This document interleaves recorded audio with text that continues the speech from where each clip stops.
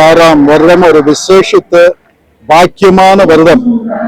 இந்த வருடத்திலே தேசம் முழுவதிலும் ஆண்டவனுடைய அருளால் நிர்வாகம் அவருடைய ஆசியை எல்லா ஜனங்களுக்கும் ஒரு பாகுபாடின்றி இறங்கவும், சமாதானமாய் எல்லா ஜனங்களும் வாழவும், எல்லா ஜனங்களுக்குள்ளும் சகோதரத்துவம் நிலைத்திருக்கவும், ஒவ்வொருவர் செய்யும் ஒவ்வொரு காரியமும் வாய்க்கவும், இன்னும் தேசத்திலே பொருளாதாரம் பெருகி எல்லா குடும்பத்திலும் பாக்கியம் நிறைவாய் பொங்கவும் பிரார்த்தனை செய்யும்படியாக எல்லா கிறிஸ்தவ மக்கள் கூடி, கிறிஸ்தவ சபை தலைவர்கள் எல்லாரும் பிரார்த்தனை செய்து இந்த புதிய வருடத்தை ஆரம்பிக்கும் ஒரு பெரிய பேரின்ப பெருவிழா இது.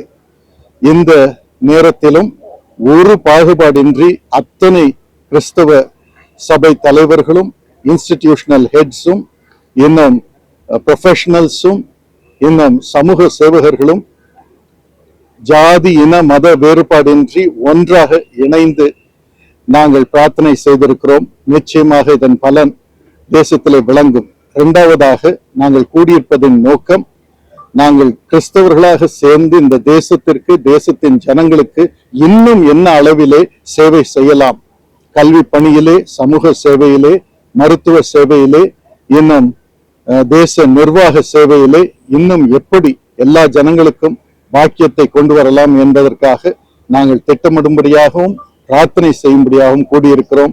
இது நிச்சயமாகவே பலன் தரும். இந்த வருடம் மகிமைக்குரிய ஒரு வருடமாக இருக்கும் என்று நம்புகிறேன். சம்பவங்கள் முக்கியமாக கிறிஸ்துமஸ் நாளன்று நடைபெற்றதை நாம் பார்க்கிறோம். ஆண்டவன் எங்களுக்கு சொல்லிக் கொடுத்ததெல்லாம் உங்களுக்காக